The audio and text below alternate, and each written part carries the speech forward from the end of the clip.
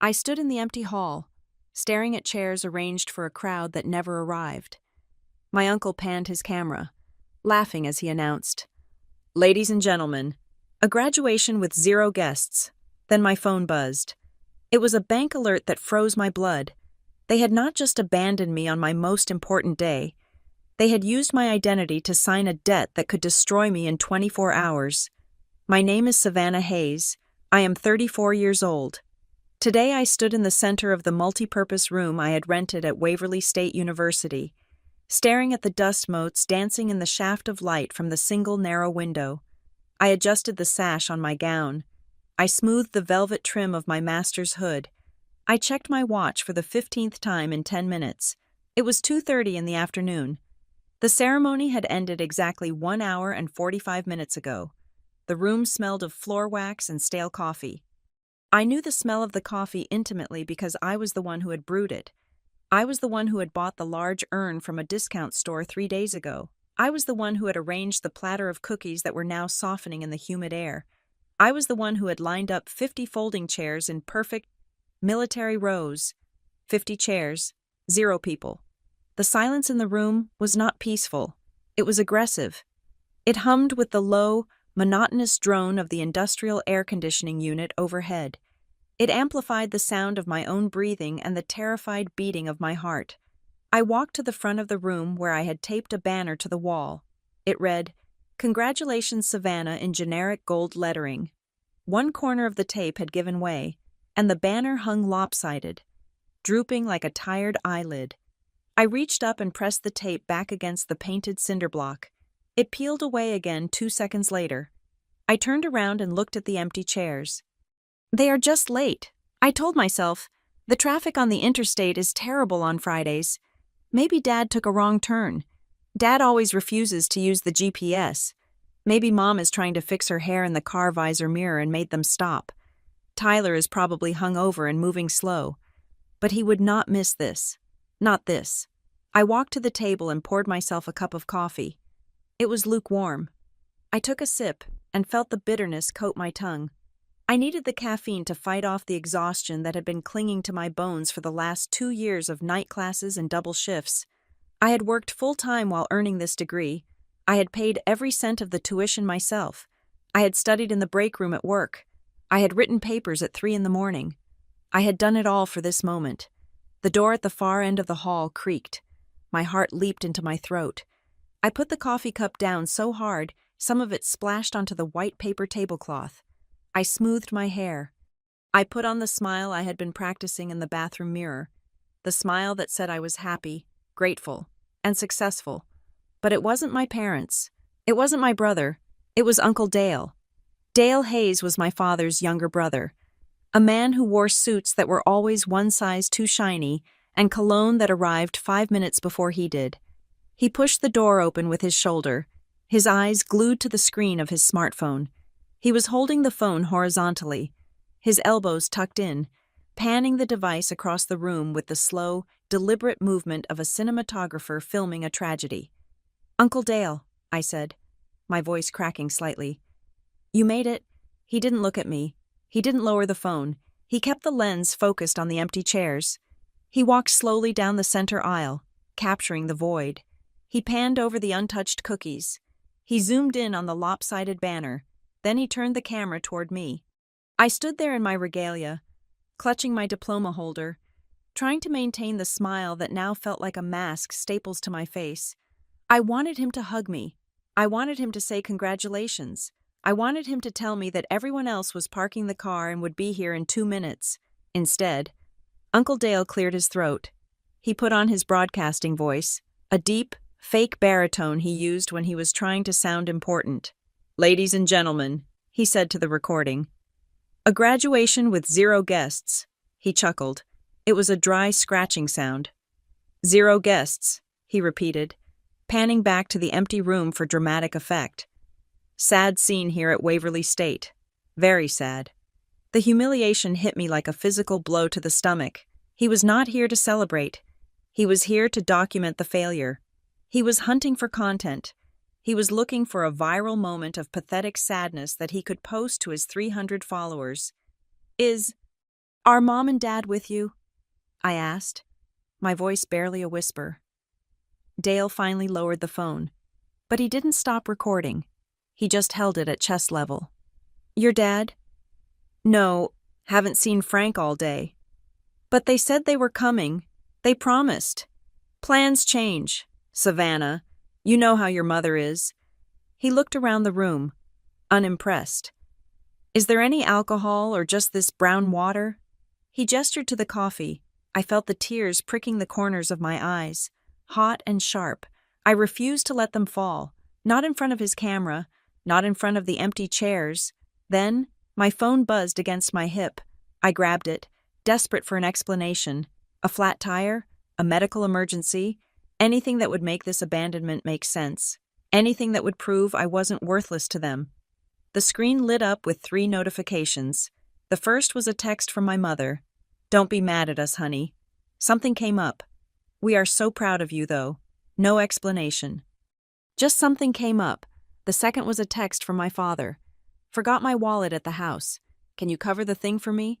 I will pay you back Tuesday. Cover the thing. What thing? He wasn't even here. The third notification was from my bank. I frowned, tapping the screen. It was a fraud alert, asking me to verify a transaction. My fingers trembled as I unlocked the app. I stared at the numbers. $3,250. The merchant name was Lakeside Event Catering. I blinked, trying to make the numbers change. $3,000. I didn't spend $3,000. This room cost $200 to rent. The coffee and cookies cost $40. I hadn't hired a caterer. I hadn't been to a lakeside venue. Then the fourth message arrived. It was from my brother, Tyler. It was a photo. In the picture, Tyler was standing in the backyard of a house I recognized but had never been invited to. It was the new rental property he had been bragging about for months. The house he said he secured with his shrewd business acumen. In the photo, strings of Edison bulbs glowed warmly overhead. There were tables covered in white linens. There were trays of shrimp cocktail and carved beef. There was champagne. And there were my parents. My mother was laughing, holding a glass of wine, her head thrown back. My father was clapping Tyler on the back, beaming with a pride I had never seen directed at me. They weren't in traffic. They weren't lost. They weren't stuck in a crisis. They were at a party. I looked at the caption under Tyler's photo. 2 words. Family first. The air left my lungs. The room at Waverly State didn't just feel empty anymore. It felt like a vacuum. Family first. They were celebrating. They were having a housewarming party for Tyler on the exact day, at the exact time, of my graduation. And they were paying for it with my money. My hands started to shake so violently I almost dropped the phone. The $3,000 charge. Lakeside Event Catering. That was the food in the picture. That was the champagne in my mother's hand. That was the setup in Tyler's backyard. Hey, Uncle Dale said, wandering back toward me. The phone still pointed at my face. Why the long face? Kiddo smile for the camera. Tell the folks how it feels to be a master of arts. Business, I corrected automatically, my voice hollow. Master of Business Administration. Whatever, Dale said. Look, I'm gonna head out. Tyler sent me the address for his thing. You coming? He knew they were there. He had come here first just to get the footage of the sad sister before going to the real party. I couldn't speak. I looked down at my phone again. I wanted to scream. I wanted to throw the coffee urn through the window, but I was Savannah. I was the good one. I was the reliable one. I was the one who didn't make scenes. Don't be mad, Mom had said. My thumb hovered over the banking app. I watched the pending transaction. $3,250. That was my rent for 2 months. That was the money I had saved to move out of my studio apartment. But the phone wasn't done with me yet. It buzzed one more time, a long, sustained vibration that felt like a warning shot. I looked at the screen. It wasn't a text. It wasn't a transaction alert.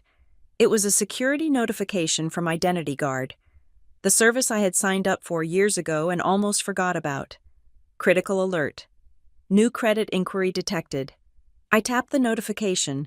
My breath hitched in a painful gasp. An application for a personal loan in the amount of $50,000 has been initiated at First National Bank. If this was not you, please contact us immediately. $50,000. I looked up. The fluorescent lights seemed to sear my retinas. Uncle Dale was at the door, his hand on the push bar. "See ya, Savannah," he called out, not looking back. "Congrats and all that." The door slammed shut. The echo bounced off the 50 empty chairs. I stood there, paralyzed. My brain tried to process the timeline. My parents were at a party funded by my credit card. My brother was celebrating a new house. And someone, just minutes ago, had used my Social Security number to apply for a loan worth more than my annual salary. I looked at the photo of Tyler again. The caption, "Family First," blurred before my eyes. It wasn't just that they didn't care. It wasn't just that they were selfish. I realized then, with a clarity that was colder than the air conditioning, that I wasn't a daughter to them. I wasn't a sister. I wasn't a person with dreams and feelings who had just achieved something massive. I was an asset. I was a credit score to be harvested. I was a resource to be drained. I was a wallet with a heartbeat, and they had decided to empty me out while I was busy wearing a cap and gown. I looked at the bank app. The charge was still pending. I looked at the credit inquiry. It was timed 4 minutes ago. My finger hovered over the call bank button. My mother's voice echoed in my head. The voice that had trained me for 3 decades to be compliant, to be quiet, to never cause trouble. "Don't be mad. We are family." I looked at the empty chairs one last time. I took a deep breath, inhaling the scent of the coffee I had brewed for ghosts. I didn't cry. The time for crying had passed about 5 minutes ago. Now was the time for accounting. I pressed the button on the screen. The dial tone rang in my ear, loud and clear in the empty room. "Yes," I whispered to the silence. "This is Savannah Hayes.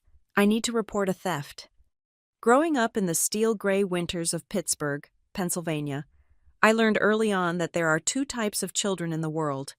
There are the children who are the foundation, buried deep in the dirt to hold the structure up, and there are the children who are the spire, designed to catch the light and look beautiful against the skyline. I was the foundation. My brother, Tyler, was the spire. My father, Frank, had a favorite phrase for me.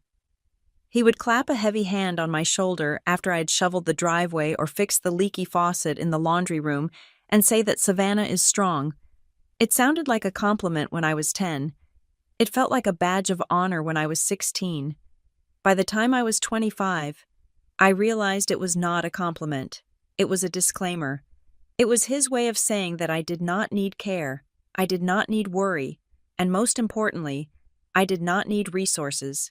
Strong things do not break, so you do not need to wrap them in bubble wrap. Tyler, on the other hand, was fragile. Tyler was special. Tyler had potential. My mother, Diane, had a different phrase for me. Whenever I pointed out that Tyler had eaten my share of the birthday cake, or that Tyler had broken my bike and lied about it, she would sigh the sigh of a martyr and tell me that I was understanding. "You are so understanding, Savannah," she would say. It took me 3 decades to translate that sentence. It actually meant, "You are going to let this happen and you are going to keep your mouth shut, because it is easier for me if you do not make a scene." This dynamic did not change when we became adults. It simply became more expensive. While I spent my 20s grinding through entry-level jobs and saving every quarter for grad school, Tyler treated his career like a buffet where nothing looked appetizing enough to put on his plate. He was going to be a real estate mogul. Then he was going to be a cryptocurrency consultant. Then he was going to launch a luxury sneaker brand. He changed jobs the way normal people change socks. But he never actually quit. He was always transitioning. He was always on the verge of something massive. I, meanwhile, landed a job at Northbridge Compliance Group. It was not glamorous. It was not the kind of job you brag about at cocktail parties. I spent my days auditing internal processes for mid-sized corporations, ensuring that policies were followed, that paper trails were clean, and that mistakes were rectified before the federal government got involved. I was good at it. I was excellent at cleaning up messes. I was precise. I was reliable. I was the person you called when the numbers did not add up and you needed someone to stay until 9 in the evening to find the missing 4 cents. It is a rich irony that I spent 40 hours a week detecting fraud for strangers, yet I could not see the embezzlement happening at my own kitchen table. It started with the small things, the kind of things that make you feel petty if you refuse. I remember a Tuesday night 3 years ago. I had just paid my own student loan bill and was eating instant ramen to make my budget work. My phone rang. It was my mother. Her voice was tight, high-pitched, the voice she used when she wanted to bypass my logic centers and go straight for my guilt. The electric company sent a final notice. She said, "Your father forgot to mail the check, and now they are saying they will cut the power by 5. It is just a misunderstanding, Savannah. But the system takes 2 days to process a check, and we need to pay online right now." "How much is it?" I asked. $240. She said, $240 was my grocery budget for the month. I hesitated. I told her I was tight on cash. There was a silence on the line. A heavy, disappointed silence. Then she said the magic words. "Oh, I understand. We will just light candles." I just thought, since you have that steady corporate job now, you might want to help your father out of a bind. But do not worry. We will figure it out. I paid the bill within 3 minutes. Then there was the time Tyler needed a rental car. He had an interview in Philadelphia. A guaranteed lock for a high-level marketing position that was going to change everything. His own car. A terrifying sedan that leaked oil like a wounded animal. Could not make the trip. I just need a rental for 2 days. Tyler told me, his eyes wide and earnest. "I do not have a credit card that works for the deposit. Come on. Vanna, this is the big one. Once I get this signing bonus, I am buying you a spa day. Seriously." I put my card down for the rental. He did not get the job. He told me the interviewer was threatened by his vision. He also returned the car with an empty gas tank and a $50 late fee because he decided to stay an extra day to network at a bar in Center City. When I showed the receipt to my father, asking for reimbursement for the gas and the late fee, he waved his hand dismissively. "The boy is trying. Savannah, he is out there pounding the pavement. Why do you have to kick him when he is down?" I looked at my mother. She gave me a sad smile and patted my hand. "Don't be calculating, honey. Family isn't a spreadsheet. Don't be calculating." That was the weapon that cut the deepest. It implied that by keeping track of what was mine, I was being cold. It implied that my desire for fairness was a character flaw. It turned my generosity into an obligation and my boundaries into insults. So I stopped asking. I absorbed the cost of the broken iPhones that Tyler needed to fix so recruiters could call him. I absorbed the cost of the groceries I bought for Sunday dinner that they forgot to reimburse. I absorbed the cost of the emergency plane ticket when Tyler met a girl online in Florida and it did not work out. I told myself I was doing it because I was the good one. I was the responsible Hayes. But the truth, the ugly truth that I usually kept tucked away in the back of my mind, was that I was buying a ticket to a show that I hoped would one day have a happy ending. I thought that if I solved enough problems, if I paid enough bills, if I was enough of a safety net, eventually they would look at me and say thank you. I pinned all that hope on my graduation. The Master of Business Administration was not just a degree to me, it was a line in the sand. It was the moment I would transition from Savannah the helper to Savannah the success.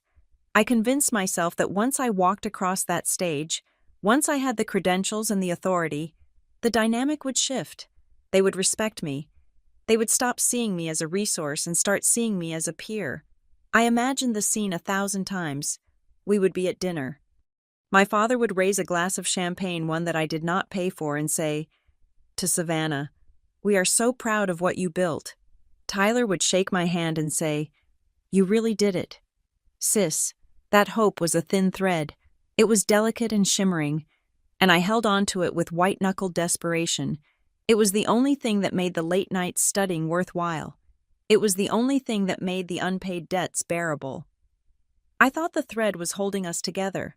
I did not realize that while I was holding one end, pulling with all my might to keep us connected, they had not just let go of the other end.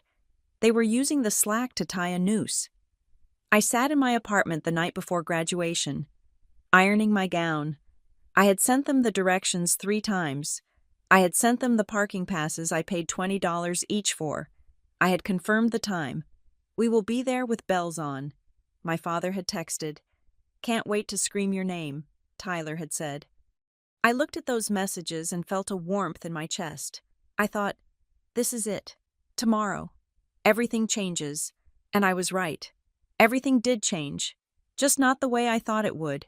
Standing in that empty room at Waverly State, looking at the charges racking up on my phone. I realized the thread had not snapped today. It had not snapped when they didn't show up. It hadn't even snapped when Tyler posted that photo. I realized with a cold, creeping horror that I was the only one who had ever seen the thread. To them, there was no connection to break. There was only a supply line. And you do not thank a supply line. You do not celebrate a supply line. You use it until it runs dry. And then you look for a new source. I thought about the rental car. I thought about the electric bill. I thought about the hundreds of times I had swallowed my anger because I wanted to be understanding. I looked at the credit inquiry notification again. $50,000. This was not a mistake. This was not a slip-up. This was an escalation. They had decided that since I was graduating, since I was moving up in the world, my capacity to be harvested had increased. They were not celebrating my success. They were leveraging it. I closed my eyes and let out a breath that shook my entire body. The girl who wanted to be good. The girl who wanted to be strong. The girl who wanted to be understanding, she died in that hallway. I do not know who cut the thread of hope I had been holding for 34 years, but as I stared at the screen of my phone, I knew one thing for certain. I was not going to be the one to tie it back together. I sat down on the edge of the low stage, the hard wood pressing against my thighs. The call to the bank was over, but the silence it left behind was louder than the dial tone. My phone, still clutched in my hand like a lifeline that had turned into a snake, vibrated again. I looked down. The screen was a glowing rectangle of misery in the dimming afternoon light. I opened the message from my mother first. I needed to see it. I needed to see the words arranged on the screen to believe that she had actually typed them. "We are at Tyler's housewarming." The message read, "It was a last-minute surprise for him. Everyone is here. Don't be mad. Savannah, you know how sensitive he is about his milestones. We can celebrate your school thing next week. Don't make a scene." I stared at the phrase "your school thing." 2 years of night classes, 2 years of missing weekends, of declining invitations, of drinking cheap coffee and eating stale bagels so I could pay the tuition, a master of business administration. And to her, it was just your school thing, a hobby, a little project that could be pushed to next week, like a laundry day, and then, the kicker. Don't make a scene. I looked around the room. 50 empty chairs, a lopsided banner, a cold urn of coffee. There was no one here to witness a scene even if I wanted to make one. I was alone in a room that smelled of floor wax and rejection. She was commanding me to be silent in a vacuum. The next message was from my father. "Catering used your card." He wrote, "Tyler's limit was maxed out and the guy wouldn't take a check. It is just a few thousand.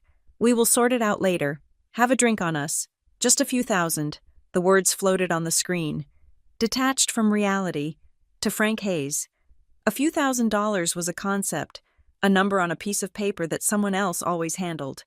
To me, that was 4 months of aggressive saving. That was the transmission repair I had put off. That was the dental work I had delayed. Have a drink on us. I looked at the lukewarm coffee. I felt a laugh bubbling up in my throat, but it tasted like bile. They were buying me a drink with my own money, while they drank top-shelf liquor I had inadvertently purchased. I set the phone down on the stage next to me. I needed to stop looking at it, but the notifications kept coming. It was like watching a car crash in slow motion.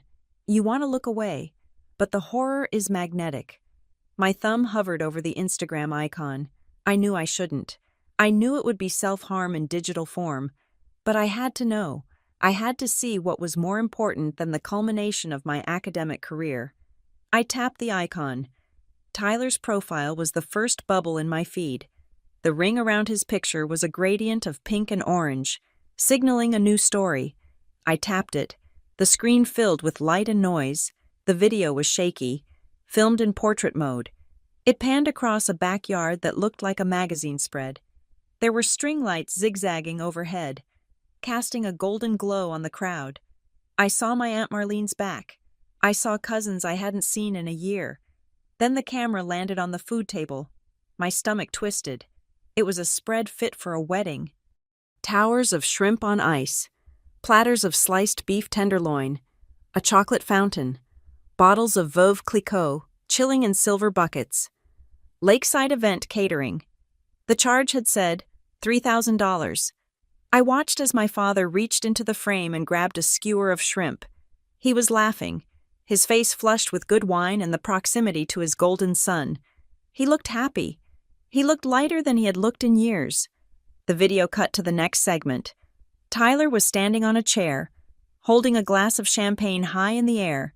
He was wearing a suit that I knew cost more than my car. He looked handsome, charismatic, and completely unbothered. "To the people who make it happen," Tyler shouted in the video, his voice distorted by the microphone. "To family is the only capital that matters." The crowd cheered. My mother was in the front row, clapping so hard her wine splashed over the rim of her glass. She was beaming up at him with a look of adoration that I had spent 34 years trying to earn and failing. I felt a tear slide down my cheek. It was cold. I scrolled down to the comments section. I don't know why. Maybe I was looking for someone to ask. "Where is Savannah?" There were heart emojis.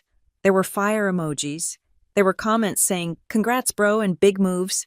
And then, there was a comment from a user named JDog88, one of Tyler's frat brothers from his third attempt at college. "Bro, your sister paid for the spread, legend." The world stopped. I read it again. "Bro, your sister paid, legend." I felt the blood drain from my face. My hands went numb. This wasn't just my parents using my card in an emergency because the caterer wouldn't take a check. That was the lie. The truth was in the comments section. Tyler had bragged about it. He had told his friends. It was a flex. It was a joke. Savannah paid. Savannah always pays. Getting your sister to bankroll your party while she sits alone in a graduation hall wasn't shameful to them. It was legendary. It was a status symbol of his dominance and my submission. I grabbed the phone and dialed my mother. It rang once, twice, 3 times. I imagined her looking at the screen, seeing the name Savannah, and rolling her eyes. She is calling to complain. She would think, she is calling to ruin the mood. The call went to voicemail. I dialed my father. He answered on the second ring, but he didn't say hello. I heard the roar of the party in the background, the bass of a pop song thumping against the speaker. "Vanna," he shouted. "Can't hear you. It's loud." "Dad," I said, my voice trembling with a rage I had never let them hear before. "Did you know—" "What?" he yelled. "Look, honey, we are in the middle of a toast. Tyler is giving a speech. I will call you tomorrow. Okay, love you." The line went dead. "Love you." He said it like a reflex. He said it like a punctuation mark. It meant nothing. I lowered the phone. The screen went black, reflecting my own face back at me. I looked pale, small, and pathetic in the reflection of the device that had just delivered the news of my own insignificance. I sat there for a long time. The air conditioner hummed. The silence of the hall pressed against my eardrums. Why? Why did they do this? How could they be this cruel? And then the answer came to me, simple and devastating. They did it because they knew I would take it. They calculated the risk, and the risk was 0. They knew Savannah. Savannah is the one who sighs and pays the bill. Savannah is the one who says, "It's okay when it is not okay." Savannah is the compliance officer who follows the rules. And the first rule of the Hayes family is that Tyler gets the glory and Savannah gets the invoice. They weren't afraid of my anger because they didn't believe it existed. They thought I was infinite. They thought I was a resource that replenished itself, like a well. I unlocked my phone again. I went back to Tyler's story. I needed to see it one more time. I needed to etch the image of their betrayal into my retinas so I would never, ever forget how this felt. I watched the video of Tyler on the chair again. "To family," he shouted. I watched the camera pan across the crowd, and then I saw it. It was a small detail, something I had missed the first time because I was too focused on my parents. In the corner of the frame, sitting on a high-top table next to the shrimp platter, was a phone. It was propped up against a bucket of ice. The screen was facing the camera for a split second before the operator panned away. On the screen of that propped-up phone was a live video feed. It was a wide shot of a room with white cinder block walls. There were rows of empty folding chairs. There was a lopsided banner. And there was a woman in a black graduation gown sitting on the edge of the stage. Her head in her hands. It was me. My breath hitched. I looked around the empty hall, my eyes scanning the perimeter. Uncle Dale. He hadn't left. Or rather, he had left. But he hadn't stopped broadcasting. I remembered him holding his phone horizontally. I remembered him walking out. He must have set up a stream before he left. Or maybe he was still lurking in the hallway. Or maybe he had just recorded a long enough clip to loop it. No. I looked closer at the video on the screen within the screen. The woman in the video moved. She shifted her weight. I looked at the back of the room. High up on a shelf near the entrance, half hidden by a stack of extra chairs, was a small black shape, a phone. Uncle Dale had left his backup phone. He was live streaming me. He wasn't filming the empty room to document my sadness for posterity. He wasn't filming it for me. He was live streaming the empty graduation to the party. I was the entertainment. I was the juxtaposition. They were watching me sit in the dark, alone and miserable, to enhance the brightness of their celebration. "Look at poor Savannah," they were probably saying. "Look how sad it is. Thank God we are here at the fun party. It was a joke." My isolation was the punchline to their joy. A coldness settled over me that had nothing to do with the air conditioning. It started in my chest and spread to my fingertips. It was a clarifying freeze. It froze the tears that were threatening to fall. It froze the quivering of my lip. It froze the part of my heart that still wanted to please them. I stood up. I walked down the center aisle, my heels clicking sharply on the linoleum. Clack, clack, clack. I walked straight to the back of the room, to the shelf where the phone was perched. I looked into the lens. I saw the little red light blinking. I didn't smash it. I didn't turn it off. I looked right into the camera, knowing that miles away, in a backyard full of lights and stolen champagne, they might be watching. I smiled. It wasn't the smile I had practiced in the mirror. It wasn't the smile of the good daughter. It was a smile that didn't reach my eyes. Then I reached into my pocket and pulled out my own phone. I opened my banking app. I opened the credit freezing service.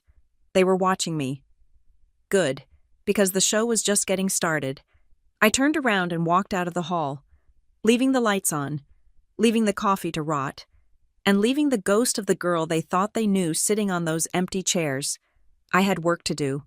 I unlocked the door to my apartment and stepped inside. The air was still and smelled faintly of lemon polish. A stark contrast to the stale coffee and deception I had left behind at the university. I did not turn on the main lights.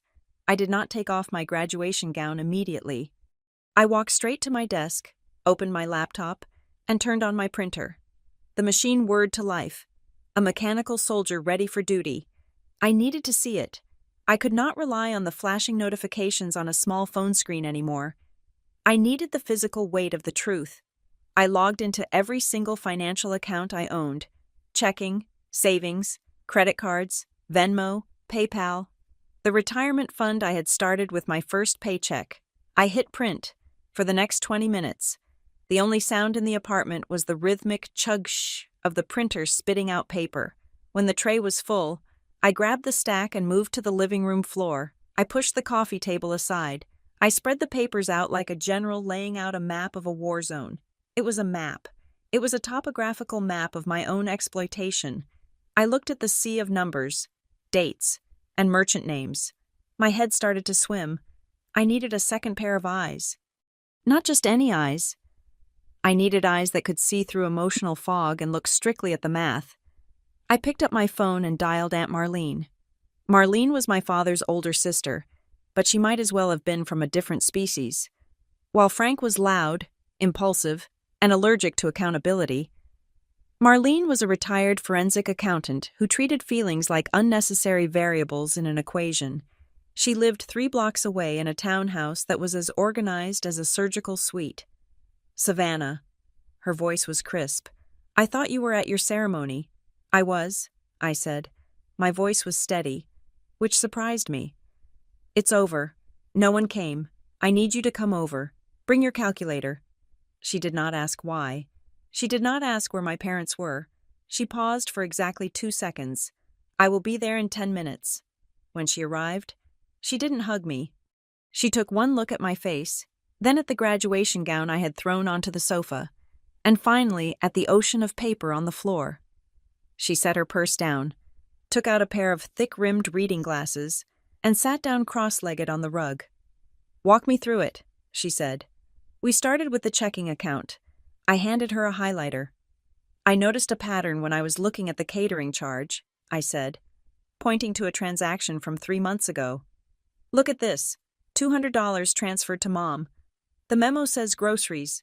Dad forgot wallet." Marlene looked at the date. February 14th. I pulled up Tyler's Instagram archive on my iPad. I scrolled back to February 14th. There was a picture of Tyler and a girl he was dating at the time, sitting at a steakhouse. The caption read, "Valentine's dinner with my queen. Treating her right." "The steakhouse is not a grocery store," Marlene noted dryly. "Keep going," I said. We found a transfer for $450 labeled emergency car repair sent to my father. The date was April 2nd. I checked Tyler's feed. April 2nd was the day he posted a photo of new limited edition sneakers, got the grails. The caption said, "Investment pieces." "He is walking on your car repairs," Marlene muttered. "We worked for 2 hours. The sun went down, and the only light came from the street lamps outside filtering through the blinds." The map on the floor began to turn red as Marlene highlighted every suspicious transaction. It wasn't just random mooching, it was systemic. It was a cycle. "Look at the dates. Savannah," Marlene said, tapping the paper with the end of her pen. "Every time you get paid, within 48 hours, there is a crisis, a flat tire, a lost bill, a medical copay. They have your pay schedule memorized better than you do." I felt a wave of nausea. She was right. I had been conditioned to expect a crisis every 2 weeks, right when I was most liquid. "But that is just the small stuff," I said. "Look at the credit card statements." I pushed the stack of Visa bills toward her. These were the cards I had added my mother to as an authorized user 5 years ago, strictly for emergencies. "Department stores," Marlene read. "Electronics, liquor stores, Savannah. Why is there a recurring subscription for a premium sports streaming package?" "I don't even watch sports," I whispered. "Tyler does," she said. She circled the charge. "You have been paying for him to watch football for 3 years." But the real horror was waiting in the credit report. I had pulled the full detailed report from the bureau after the alert at the ceremony. I laid the thick document in the center of the circle. "Here," I pointed to the inquiry section. "The notification I got today. $50,000 personal loan application." Marlene leaned in, her eyes narrowing behind her glasses. She traced the line with her finger. "Applicant Savannah Hayes," she read. "Social Security number yours. Date of birth." "Yours." She stopped. Her finger hovered over the address field. "Address," she read slowly. 402 Maple Drive. The room went silent. 402 Maple Drive was my parents' house. Why would they put their address? I asked, though a sick feeling in my gut told me I already knew. Marlene took off her glasses and looked at me. Her eyes were hard, devoid of the pity I didn't want. "So that the mail goes to them," she said. "The approval letter, the credit card, the statements. If it came here, to your apartment, you would see it. You would cancel it. If it goes to Maple Drive, they can intercept it. They can activate the loan, spend the money, and make the minimum payments or not pay at all, and you would not know until a collection agency called you." She leaned forward, her voice dropping an octave. Savannah, listen to me. Using your card to buy shrimp is theft. Guilt-tripping you into paying for sneakers is manipulation. But this, she tapped the credit report. Applying for a loan in your name and diverting the mail, this is federal fraud. This is identity theft. Identity theft. The words hung in the air like smoke. My own mother, my own father, my brother. There is more, I said. My hands were shaking, but I forced them to move. I opened my laptop again. After I saw the loan inquiry, I started thinking about the house, Tyler's new rental house, the one they are partying in right now. What about it? Tyler has bad credit. He has been evicted twice. No landlord in this city would rent to him without a co-signer or a massive deposit. He told me he handled it with a business partner. I navigated to my email trash folder. I had a hunch, a terrible, nagging hunch. A few weeks ago, I said, my voice sounding hollow. Mom came over. She said her printer was broken and she needed to print a recipe for a potluck. She asked to use my laptop. I was cooking dinner. I unlocked it for her and went back to the kitchen. I found it, deep in the deleted items folder, buried under spam and newsletters, an email from DocuSign. Subject completed lease agreement, 1500 River Road. I clicked it open. Marlene leaned over my shoulder. We stared at the screen. It was a lease agreement for the house with the string lights. The tenant listed was Tyler Hayes, but the co-signer, the person guaranteeing the rent, the person responsible for the security deposit and any damages was Savannah Hayes. And at the bottom of the page, there was my electronic signature. I didn't sign this, I said. I never saw this document. Your mother did, Marlene said. She sat at your desk while you were cooking her dinner, and she opened your email. She used your credentials to verify the signature. Then she deleted the confirmation email to cover her tracks. I remembered that night. I remembered Mom coming into the kitchen, smiling, thanking me for the use of the computer.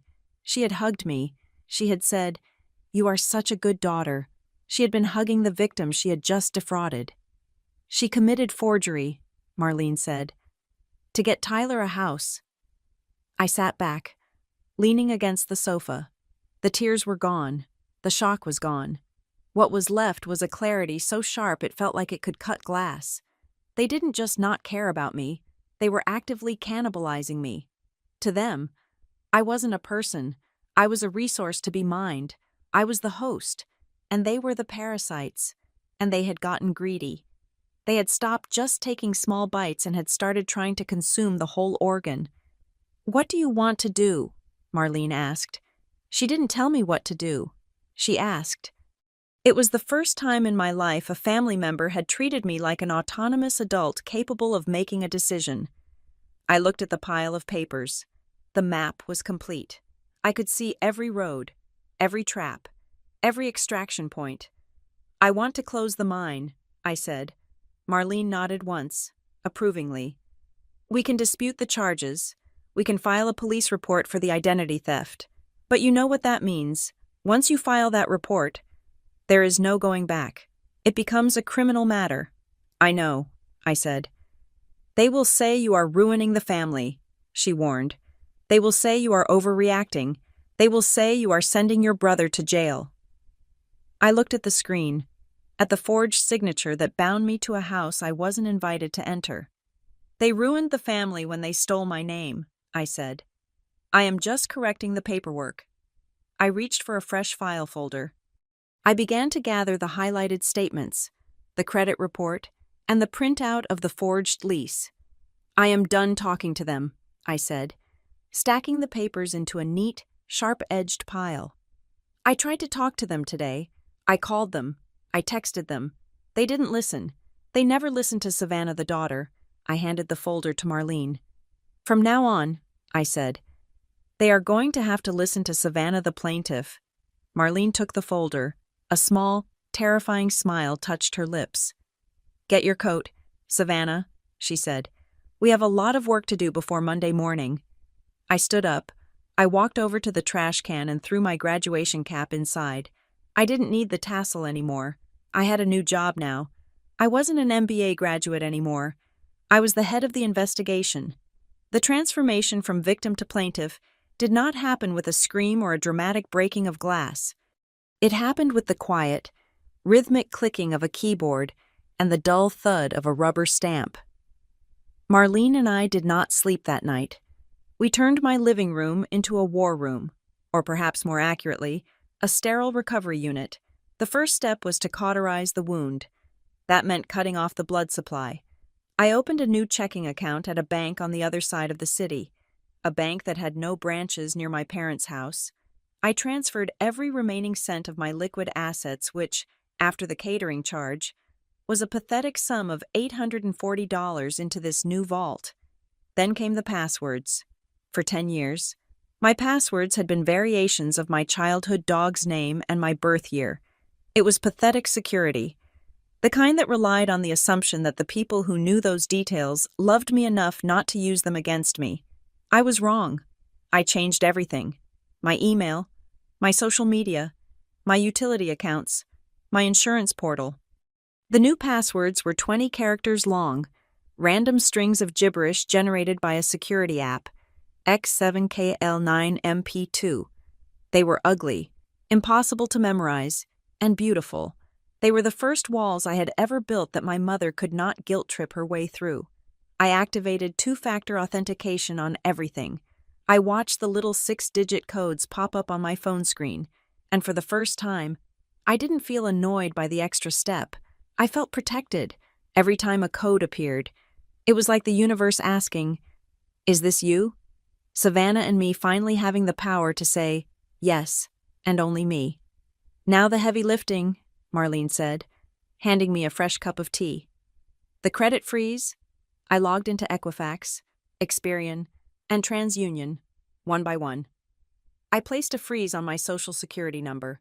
It was a strange sensation. I was locking myself out of the financial world to keep them out. I wrote down the PIN codes for the unfreeze process on a piece of paper, folded it, and put it inside my hollowed-out copy of a business ethics textbook. Those PIN codes were the keys to my life, and for the first time since I was born, I was the only one holding the keychain. "Okay," I said, closing the last browser tab. "The bleed has stopped.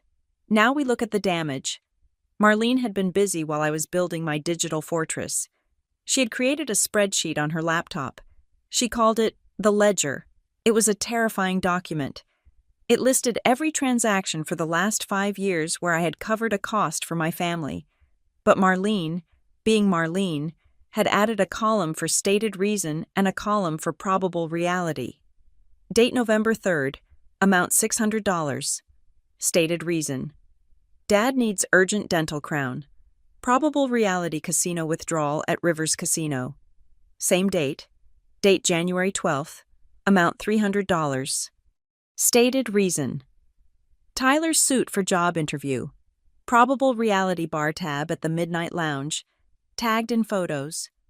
The total, Marlene said, her voice neutral. I looked at the bottom of the spreadsheet. The number was $42,580. That was the cash I had directly transferred or paid. That did not include the new $50,000 loan application or the potential liability of the lease on Tyler's house. $42,000. That was a down payment on a condo. That was a trip to Europe I had denied myself for a decade. That was my freedom, siphoned off in $20 and $50 and $500 increments, all while they told me I was cheap and calculating. I felt a cold rage settle in my stomach. It wasn't the hot, teary anger of the graduation hall. This was the cold, hard anger of an auditor who has found the embezzlement. "We need to tell them," I said, "but not a phone call." "They don't listen to phone calls." "No," Marlene agreed. "We need to put it in writing. Notice of termination." I drafted the letter. I didn't use legal jargon, but I didn't use affectionate language either. I wrote it like a memo from a compliance department. To Frank, Diane, and Tyler Hayes. Effective immediately. I have closed all credit cards on which you were authorized users. I have placed a security freeze on my credit reports. I will no longer be accepting requests for financial assistance of any kind. Furthermore, I am disputing the charge of $3,250 to Lakeside Catering as unauthorized. I am also reporting the credit inquiry from First National Bank as fraudulent activity. Do not contact me to discuss this. Any future communication regarding financial matters will be forwarded to my legal representation. Savannah. I read it over. It was brief. It was brutal. It was perfect. Now, Marlene said, how do we deliver it certified mail to the house? I held the letter in my hand. Sending it to the house felt insufficient. If I sent it to the house, my mother would open it, cry in the kitchen, and then hide it from my father, or Tyler would tear it up and say I was bluffing. They would process it in the shadows, where they were comfortable. They would gaslight each other and then gaslight me. I needed sunlight. I needed witnesses. No, I said, a plan forming in my mind. Not the house. I checked Tyler's Instagram again. He had posted a flyer earlier that morning. Sunday brunch open house, the flyer screamed in neon fonts. Come see the new crib and hear about the next big investment opportunity. Investors welcome, noon to 4. He was hosting an event. He was inviting people his network, his friends, potential investors, for whatever scam he was running this week to the house he had rented with my forged signature. He was going to be performing. He was going to be the big man on campus. And I knew Tyler. I knew his fatal flaw. He loved being admired. If a courier arrived with a package in front of an audience, he wouldn't be able to resist opening it. He would think it was a gift. He would think it was a bottle of scotch or a plaque. He would want to show off that his family supported him. We are sending it to the party, I said. Marlene looked at me, her eyebrow arching. That is aggressive. They live-streamed my humiliation, I reminded her. I am just returning the favor via FedEx. I prepared 3 envelopes, one for Mom, one for Dad, one for Tyler. In Mom's envelope, I put a copy of the DocuSign email log showing she had accessed my account to forge the lease.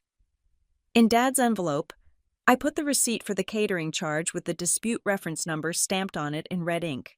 But for Tyler, I prepared something special. I took the notification from the bank regarding the $50,000 loan application, the one that listed the applicant as me, but the address as his parents' house. I highlighted the fraud alert section. I also included a copy of the ledger, specifically the page showing how much money he had borrowed versus how much he had earned in the last 5 years. I put all 3 envelopes into a larger, rigid express mailer. I addressed it to Tyler Hayes. I wrote urgent or perishable on the outside, just to make sure he opened it immediately. It wasn't perishable, of course, unless you counted his reputation. We need a courier, I said. It needs to get there by 1 o'clock, right when the brunch is peaking. Marlene drove me to the 24-hour dispatch center downtown. It was 3 in the morning by the time we got there. The city was asleep, but I felt more awake than I had in years.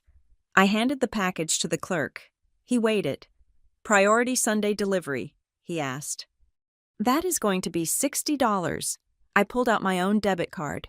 My new debit card, linked to my new secret bank account. Worth every penny, I said. As we walked back to the car, the night air felt crisp. I wasn't shaking anymore. I wasn't crying. I felt a strange sense of calm. You know, I said to Marlene as we buckled our seatbelts, I always thought that if I stood up for myself, I would have to scream. I thought I would have to have a big dramatic fight where I listed all my grievances and they finally understood. Marlene started the engine. And now? Now I realize that screaming is for people who want to be heard, I said, looking out the window at the passing streetlights. I don't need them to hear me. I just need them to see the paperwork. I thought about Tyler standing in that rented living room tomorrow, surrounded by people he was trying to impress. I thought about him holding that package up, thinking it was a trophy. I thought about the moment he would slide his finger under the flap and pull out the evidence of his own fraud. I wasn't doing this to be cruel. I was doing it to be accurate. They wanted to live in a fantasy world where they were rich and successful, and I was the silent financier. I was simply introducing reality into the ecosystem. Let's get some sleep, Marlene said. I have a feeling tomorrow is going to be a very busy day for your phone. My phone will be on silent, I said, but I might watch the live stream. We drove home in the quiet dark. I had spent my whole life trying to balance the scales by adding more of myself to the lighter side. I gave more money, more time, more love, hoping it would even out. Tonight, I had finally realized that you don't balance the scales by adding more weight. You balance them by removing the parasites that are tipping them over. The package was in the mail. The fuse was lit. All I had to do was wait for the boom. I did not go to the brunch. I did not drive past the house to spy from the street. I did not sit in a coffee shop nervously checking my watch. I sat in Aunt Marlene's living room, my feet tucked under me on her floral armchair, with my iPad propped up on my knees. On the screen was the tracking page for the courier service. The little truck icon was inching along the digital map, moving closer and closer to the blue dot that represented the house on River Road, the house my mother had stolen my signature to rent. "It is turning onto the street," Marlene said from the kitchen. She was making popcorn. It felt appropriate. We were about to watch a movie. After all, a disaster movie. "Status updated," I said, my heart hammering against my ribs, not with fear, but with the adrenaline of a sniper taking a breath before the shot. "Out for delivery." 1 minute later, the status changed to delivered, signed for by T. Hayes. I switched apps. I went to Instagram. I had created a burner account the night before, a faceless profile named User7742, just so I could watch, without giving them the satisfaction of seeing my name in the viewer list. I navigated to the profile of Kyle the Crypto King, one of Tyler's hangers-on who documented every second of his life. There was a new story, posted 30 seconds ago. The ring around his profile picture was pulsing. I tapped it. The video was loud. The audio was a mix of deep house music and the chatter of about 20 people. The camera was shaky. Moving through the living room of the new house, it was a beautiful house, I had to admit. High ceilings, hardwood floors, sunlight streaming in through floor-to-ceiling windows.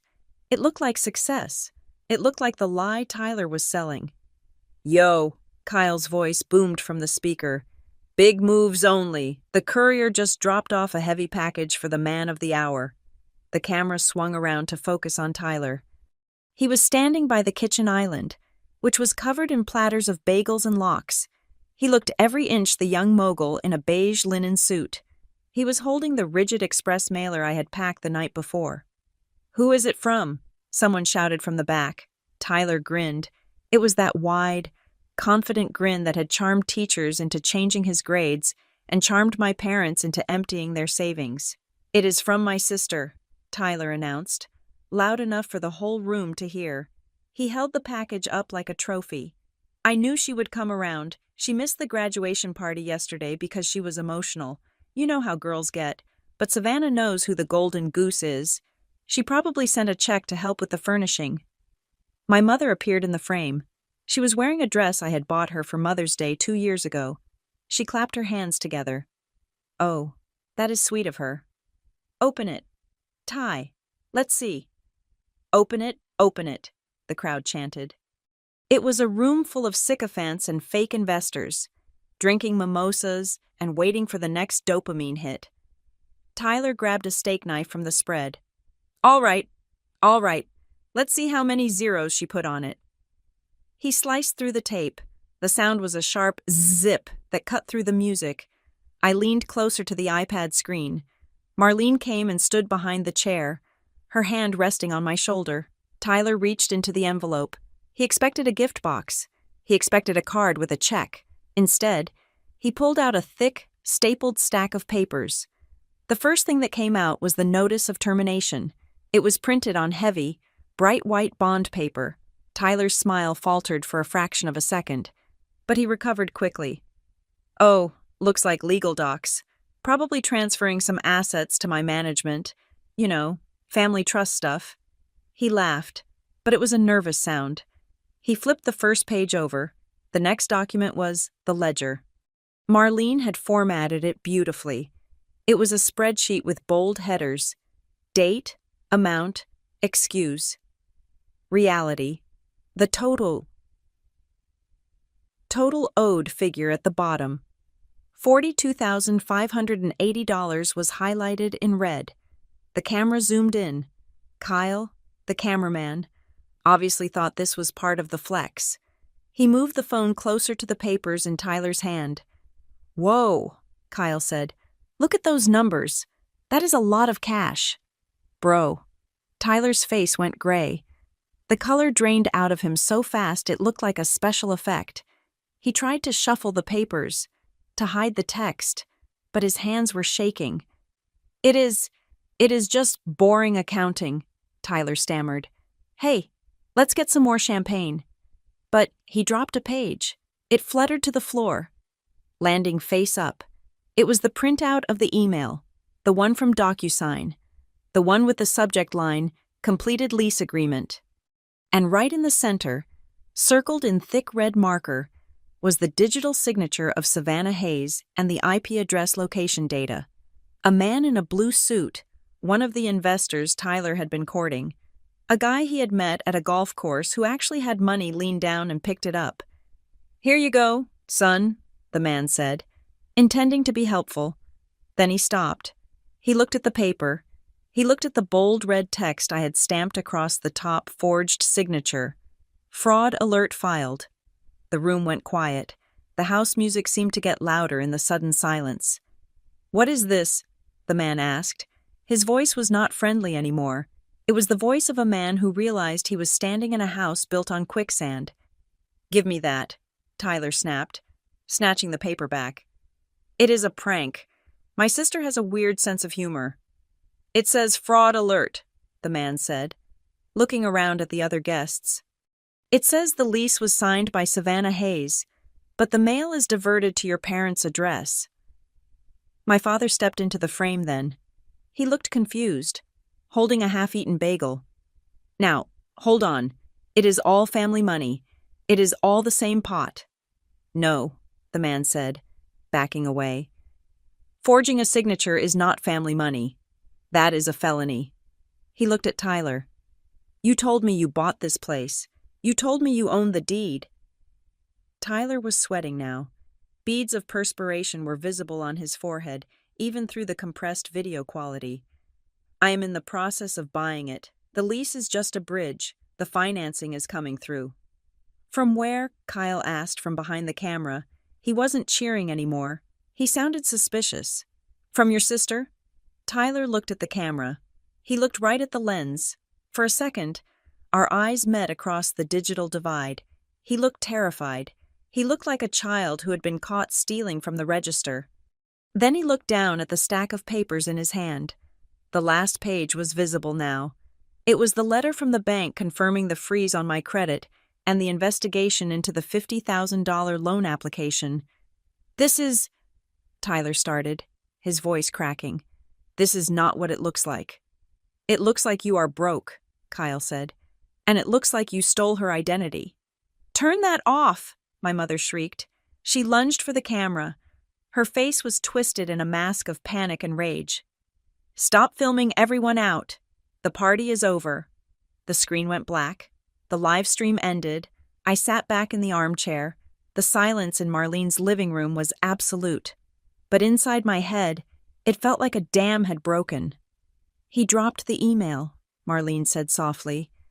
"I did not think he would be that clumsy." "He was panicking," I said. "He has never been confronted with consequences before. He didn't know how to hold them."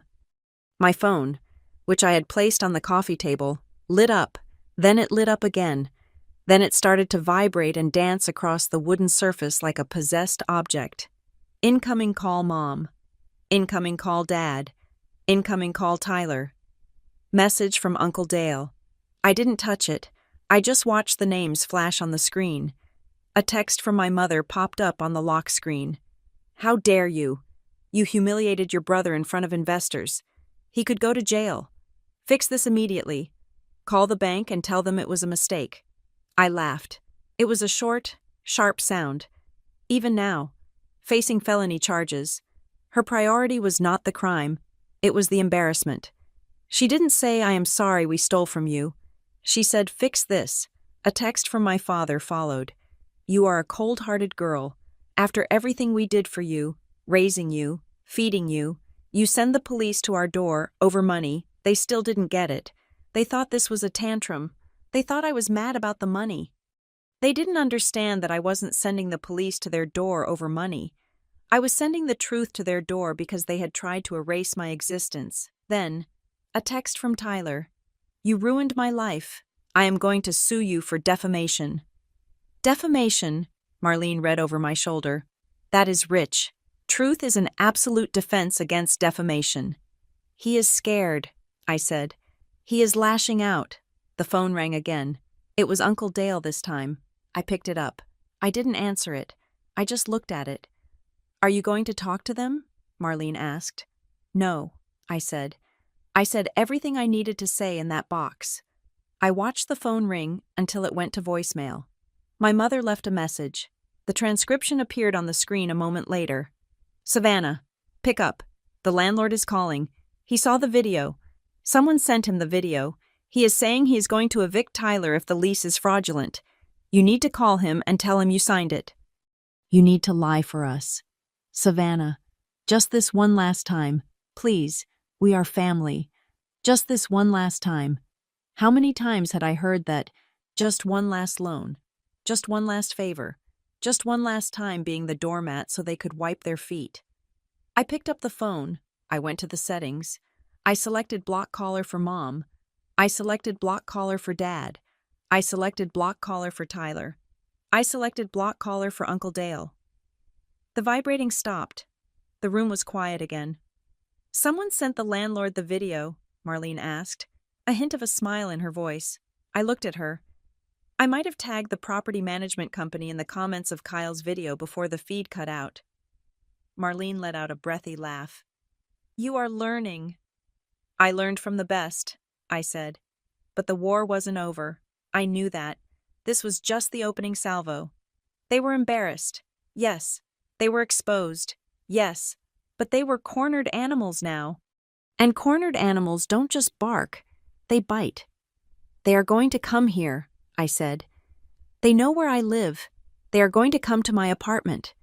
You are not going to your apartment, Marlene said firmly. You are staying here. I have a guest room, and I have a security system that connects directly to the precinct. Let Frank try to pound on my door. I have been waiting to have a conversation with him for 20 years. I looked at the blank screen of my iPad. The party was over. The champagne was warm.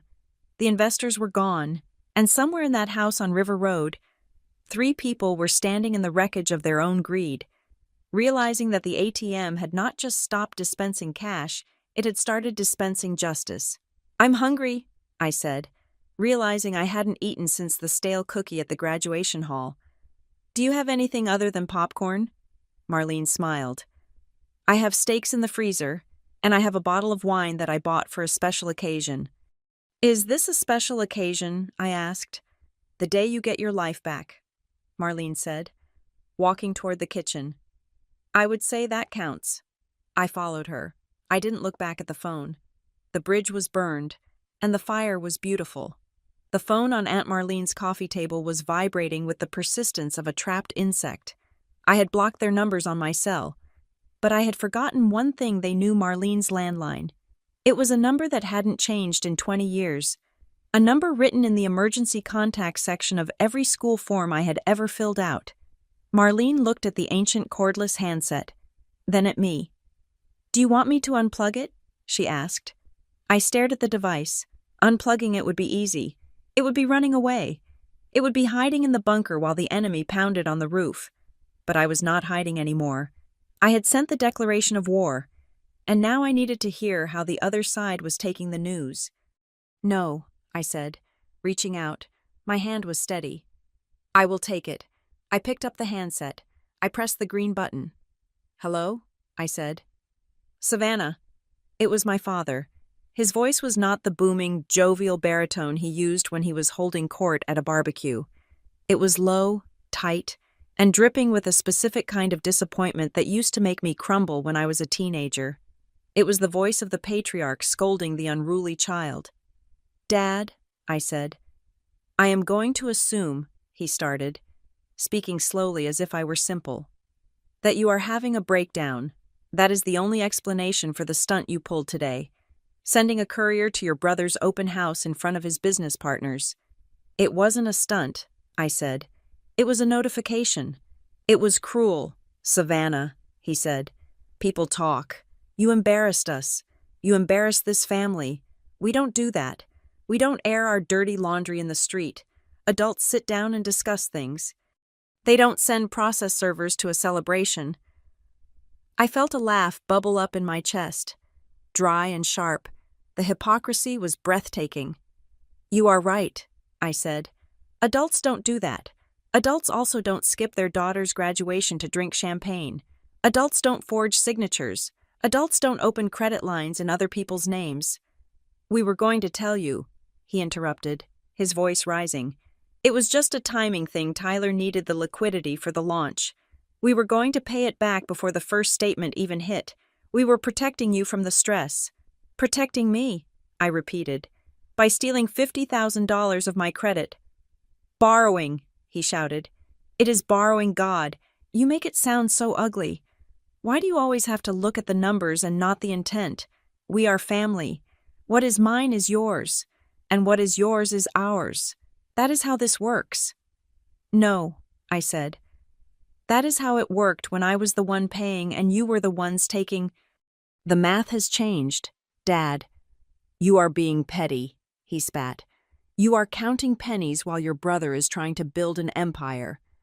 I am not counting pennies, I said, my voice dropping to a whisper that was louder than his shouting. I am just sending back what I have already paid for, that package. That wasn't an attack. That was a receipt. There was a scuffling sound on the other end of the line, a rustle of fabric, a muffled argument. Then, my mother's voice came on. She wasn't shouting, she was crying. It was a performance I knew well. It was the weeping mother. Act 3. Savannah, she sobbed. Savannah, baby, please, my chest hurts. I can't breathe. Why are you doing this to me? For years, that sound would have sent me rushing to my car. I would have dropped everything work, dates, sleep to go to her, to fix it, to apologize for crimes I hadn't committed just to make the crying stop. But today, listening to her ragged breathing through the static of the landline, I didn't feel the pull. I felt like a biologist observing a specimen under a microscope. I saw the mechanism. I saw the gears. Mom, I said, the dispute has already been filed. How can you be so cold? She wept. I carried you. I raised you. I sat up with you when you had the chicken pox. I made sure you had everything. And now you want to send your father and me to jail over a signature. It was just a piece of paper. Savannah, I didn't think you would mind. You always help Tyler. You always help us. I help when I'm asked, I said. I do not help when I'm robbed. We didn't rob you, she wailed. We were trying to give you a future if Tyler's deal goes through. We all get rich. We were doing this for you, too. For me, I said flatly. Like the graduation was for me, like the empty chairs were for me. We said we were sorry about that. She snapped, the tears instantly vanishing, replaced by irritation. The mask had slipped. How many times do we have to apologize? We were busy. Tyler needed us. And now I need myself, I said. Give me the phone. It was Tyler. I heard him snatch the device from her. His breathing was heavy, ragged. He sounded like a man who had been running.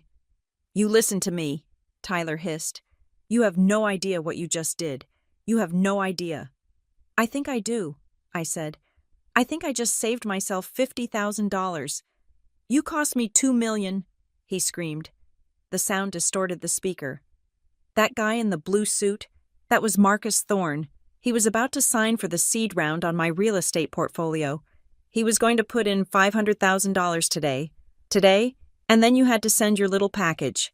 So, I said, putting the pieces together. The party wasn't a housewarming. It was a sales pitch. You were using the house I unknowingly co-signed for to look successful, so you could trick investors into giving you money. It is not a trick, he yelled. It is leverage. That is how business works. You fake it until you make it. And I almost made it. I was at the finish line. Savannah. And you tripped me. You were running on a track made of my bones, Tyler, I said. I just stood up. I am going to fix this, he said, his voice dropping to a menacing growl. I am going to tell them you are crazy. I am going to tell them you are off your meds. I am going to tell them you forged the documents to frame me because you are jealous. Go ahead, I said. Tell them. But before you do, I have one question. What? He snapped. I took a deep breath. This was the moment, the pivot point. Who checked the box? I asked. What? On the loan application. I said clearly. On the credit inquiry, the one for $50,000, there is a section for the address. Someone had to manually type in 402 Maple Drive instead of my apartment address. Someone had to make the conscious decision to divert the mail so I wouldn't see it. Who was it? Tyler. Was it you? Or was it Mom? The line went silent. It wasn't a peaceful silence. It wasn't the silence of a dropped call. It was a thick, heavy, suffocating silence. It was the sound of 3 people in a room looking at each other, calculating the odds. If Tyler said it was him, he admitted to federal mail fraud. If he said it was Mom, he threw his greatest ally under the bus. If he said it was Dad, he dismantled the patriarch. They couldn't answer, because to answer was to admit that it wasn't an accident, it wasn't a misunderstanding, it wasn't borrowing, it was a premeditated, calculated conspiracy to deceive me. The silence stretched for 10 seconds, then 20. I could hear a clock ticking in the background on their end. That is what I thought, I said into the void. I didn't hang up. I wanted them to be the ones to break the connection. I wanted them to have to retreat. Finally, after another agonizing 10 seconds, the line clicked dead. I lowered the handset and placed it gently back on the cradle. My hand was shaking slightly, but not from fear. It was the shaking of a muscle that had just lifted a heavy weight for the first time. Well, Marlene asked. She was standing in the doorway, holding 2 glasses of red wine. They didn't deny it, I said. They just tried to convince me that I was the villain for noticing it. Standard operating procedure, Marlene said, handing me a glass. My cell phone, which was sitting on the armrest, lit up with a notification.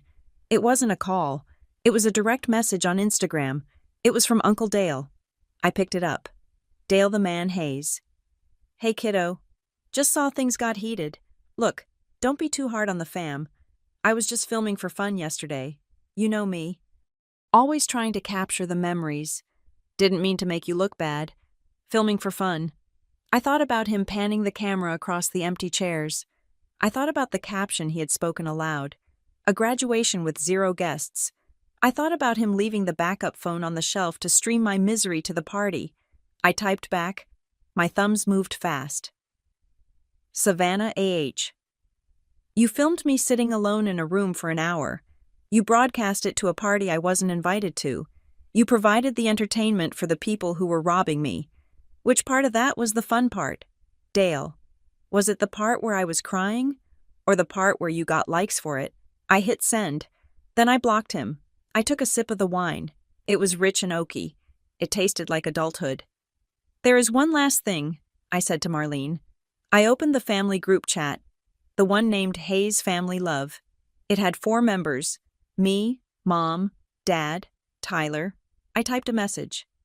From this moment forward, any charge made to any account in my name will be immediately disputed as fraud. I have instructed my bank to flag any transaction from your geographic location. The police report regarding the identity theft has been filed and cannot be withdrawn. Do not come to my apartment. Do not call my work. If you need to contact me regarding the repayment of the unauthorized debts, you may do so via email at the address provided in the package. This is not a negotiation. I hit send. Then, I did something I had never done before. I left the group. Savannah Hayes has left the conversation. I put the phone down on the table, face down. The room was quiet. Marlene took a sip of her wine and sat down in the chair opposite me. How does it feel? She asked. I looked around the room. It was just a living room. There were no streamers, No banners, no applause, but there was also no anxiety. There was no waiting for the other shoe to drop. There was no dread about what the next text message would ask for. "It's quiet," I said. "Is it too quiet?" she asked. "Are you lonely?" I listened to the silence. Yesterday, in the graduation hall, the silence had felt like a vacuum, sucking the life out of me. It had felt like abandonment. But this silence was different. It had mass. It had structure. It was a wall I had built myself. "No," I said, smiling at my aunt. "I'm not lonely. I'm secure." I took another sip of wine. "For the first time in my life," I said, "I know exactly how much I have in the bank, and I know exactly who is sitting at my table." I looked at Marlene. "And that," I said, "is enough." Monday morning arrived with the clinical brightness of a hospital waiting room. I was not at work. I had called in sick for the first time in 5 years, telling my manager I had a family emergency, which was technically the most honest thing I had ever said. I sat at Aunt Marlene's dining table, which was now Command Central. My laptop was open, flanked by Marlene's heavy-duty laser printer and a pot of coffee that was strong enough to wake the dead. "The digital footprint," Marlene said, placing a fresh mug in front of me. "It is the one thing liars always forget. They think if they delete an email, it is gone. They think if they clear a browser history, they are ghosts, but in the world of compliance, nothing is ever truly gone." She was right. I spent 40 hours a week auditing companies that thought they were clever. I knew exactly where to look. "I need the audit trail," I said, logging into the e-signature platform's guest portal.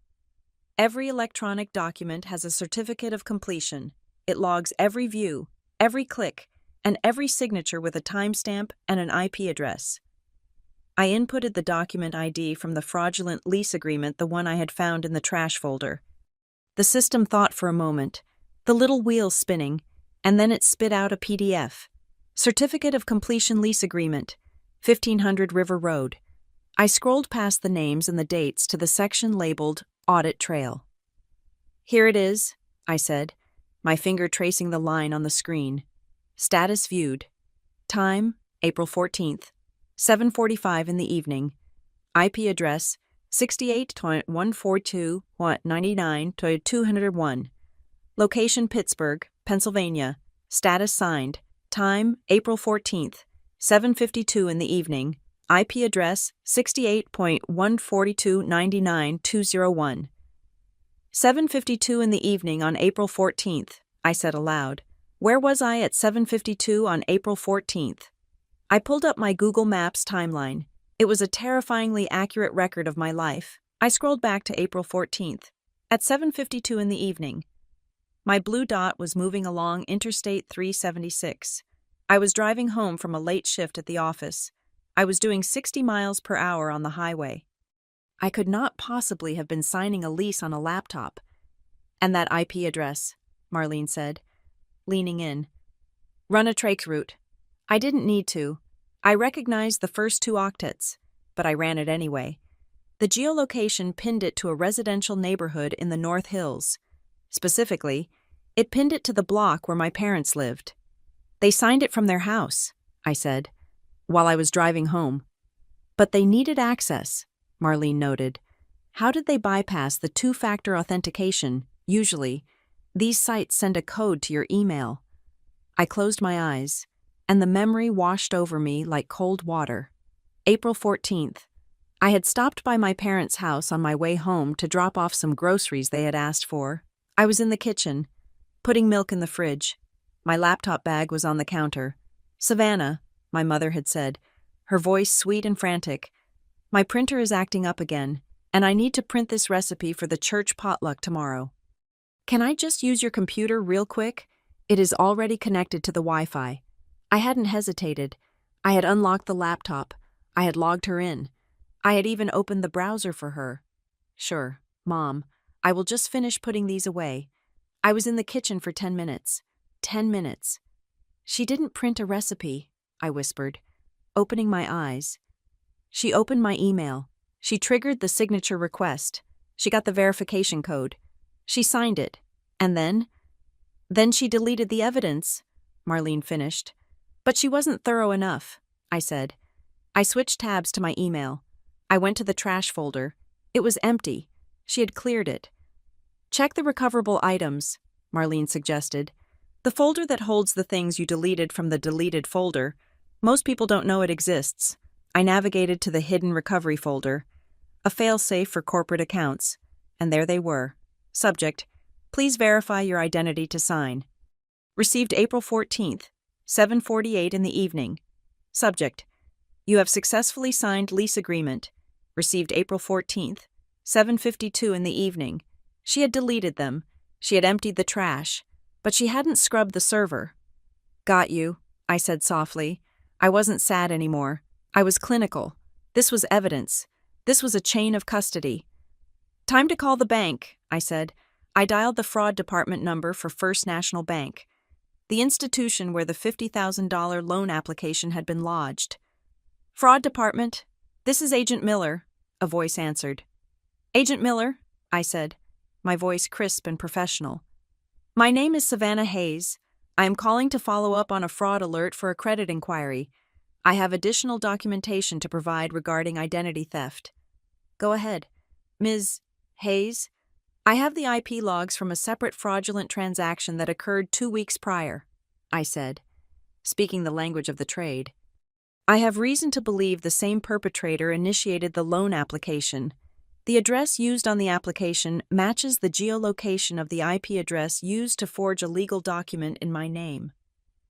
I could hear Agent Miller typing on the other end. The rhythm changed. He wasn't typing notes anymore. He was typing commands. You have the IP logs, he asked, sounding interested. I have the certificate of completion with timestamps, the geolocation data, and a sworn affidavit regarding my own physical location at the time of signing, backed by GPS data. I listed, I am preparing a full dossier to submit to you via secure portal. Ms. Hayes, Agent Miller said, his voice respectful. Do you work in the industry? I am a compliance auditor, I said. Understood, he said. Send it over. If the IP on the loan application matches the IP on that lease, we have them dead to rights. We will flag the account as a confirmed takeover. You won't be liable for a penny. Thank you, I said. I will also be including a police report number within the hour. I hung up. I felt a surge of power. This was what I did. I took messy, chaotic lies and organized them into neat, indisputable rows of truth. Then, my phone buzzed. It was a text from Tyler. I hadn't blocked him on this new burner number I was using for the two-factor authentication, but he must have texted my main number, which I had unblocked briefly to check for voicemails. Sis, please. The text bubble expanded. I know you are mad. I get it. The loan thing was a mistake. Mom pressed the wrong button. But the lease. The landlord is freaking out. He says he is going to call the cops if the signature isn't valid. I need you to just sign a confirmation. Just sign a thing saying you authorized it retroactively. Please, I will pay the rent. I swear. Just sign this one time so I don't go to jail. I stared at the screen. He didn't realize what he had just done. In his panic, in his desperation to put a Band-Aid on the wound, he had just handed me the murder weapon. Just sign a thing saying you authorized it retroactively. That sentence proved that he knew I hadn't authorized it the first time. It proved intent. It proved knowledge of the crime. I didn't reply. I didn't type a furious paragraph about how he had ruined my credit. I took a screenshot. I saved it to the cloud. I emailed it to Marlene. I printed a physical copy. He just confessed, I said, handing the printout to Marlene. Marlene read it and let out a low whistle.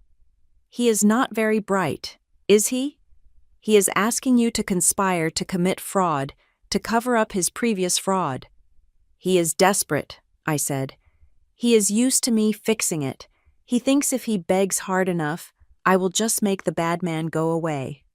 Well, Marlene said, tapping her chin, maybe we should help him.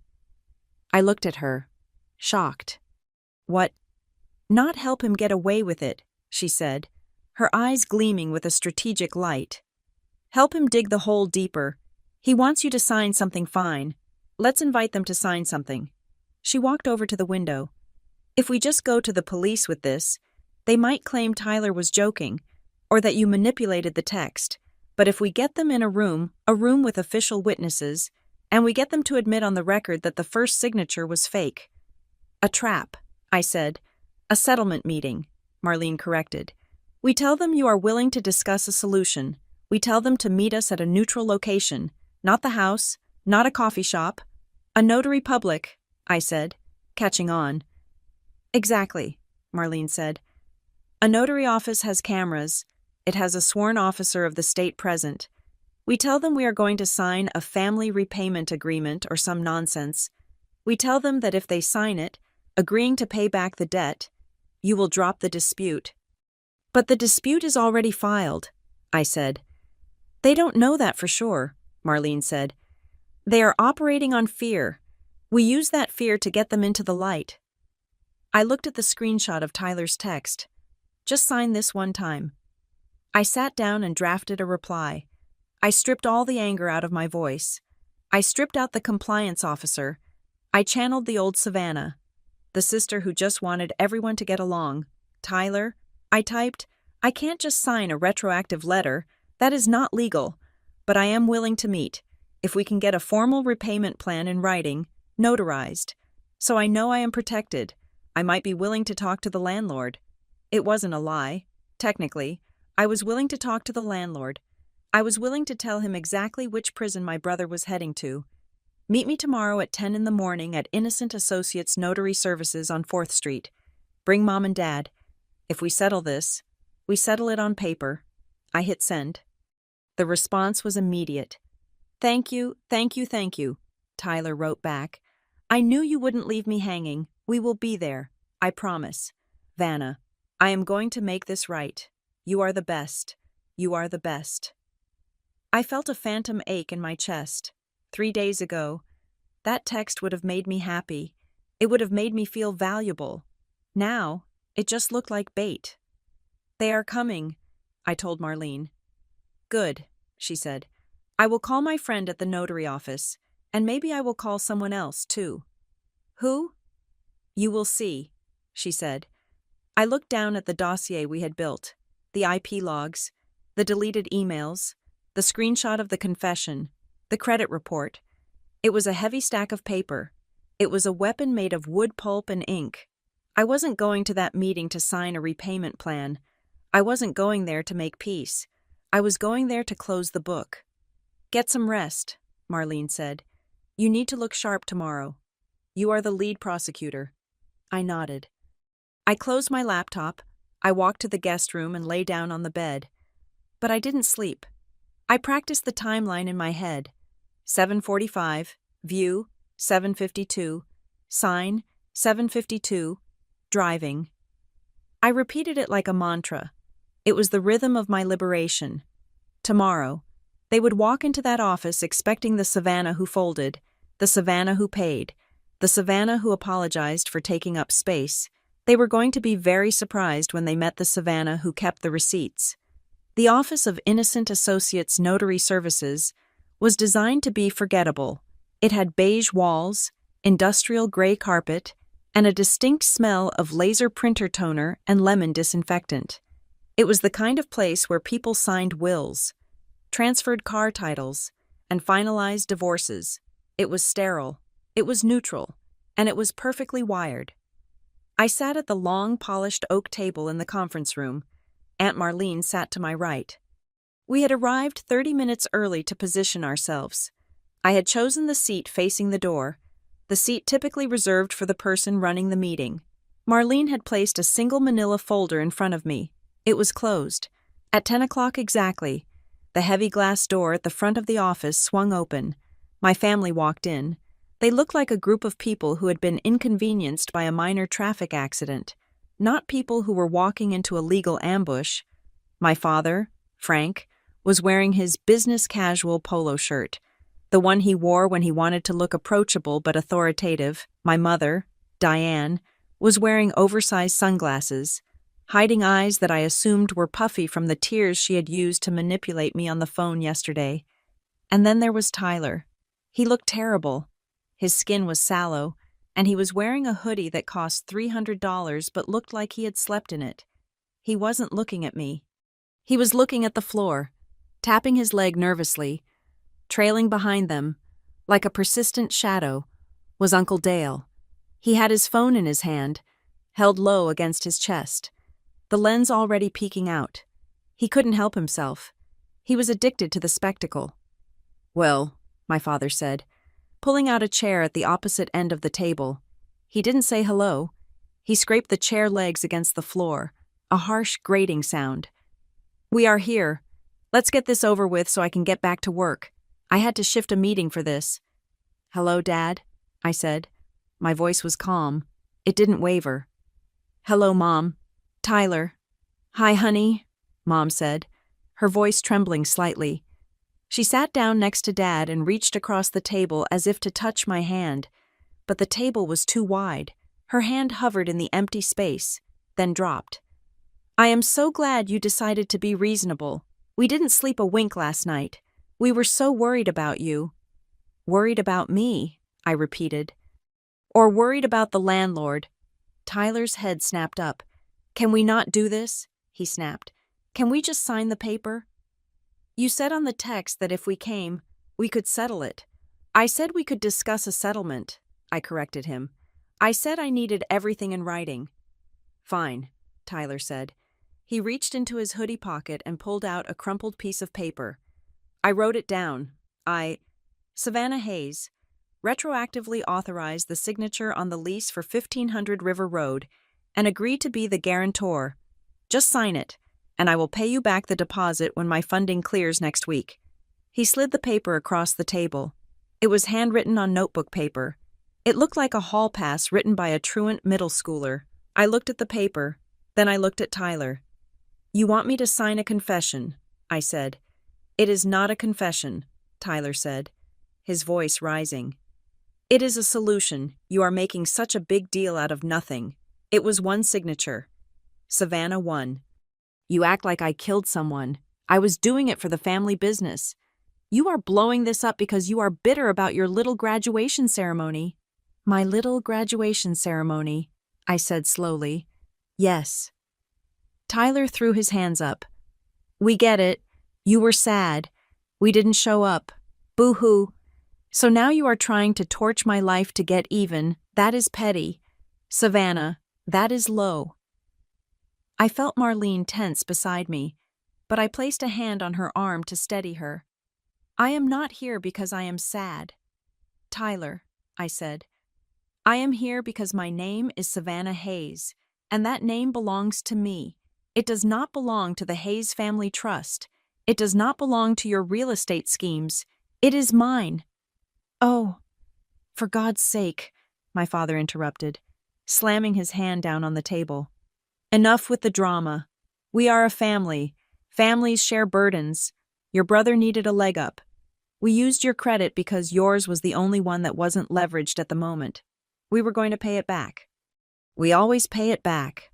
"When?" I asked. "When have you paid it back? Was it the time you borrowed $200 for groceries and spent it at a steakhouse? Was it the time you used my card for the rental car and returned it empty?" "Those are small potatoes," Dad yelled. "You are counting crumbs. We raised you. We put a roof over your head for 18 years. You owe us." "I owe you respect," I said. "I do not owe you my credit score, and I certainly do not owe you my identity." "Lower your voice," my mother hissed, looking around the room. "People can hear you. This is a private family matter." "Actually," I said, pointing to a small, discreet sign on the wall behind me, "it is not private." They all turned to look. "Premises. Under audio and video surveillance." "We are in a notary office," I explained. "Everything that happens in this room is being recorded for legal security. There are cameras in the corners. There are microphones in the ceiling." My father's face went a shade of red that bordered on purple. "You set us up. I created a safe environment," I said. "Since you like to rewrite history, I thought it would be best if we had an objective record. I am leaving, Tyler said. Standing up. This is a trap. She is crazy. Sit down. Mr. Hayes, a voice said from the corner of the room. The door to the inner office opened. It wasn't the notary. A man stepped out. He was tall, wearing a charcoal gray suit that was perfectly tailored. He held a leather portfolio in his hand. He didn't look like a family friend. He looked like the person you call when things have gone very, very wrong. My family froze. Who is this? My father demanded. Savannah, who is this man? My name is Agent Henderson, the man said. He walked to the end of the table and placed his portfolio down. I am a senior fraud investigator with the Regional Banking Integrity Unit.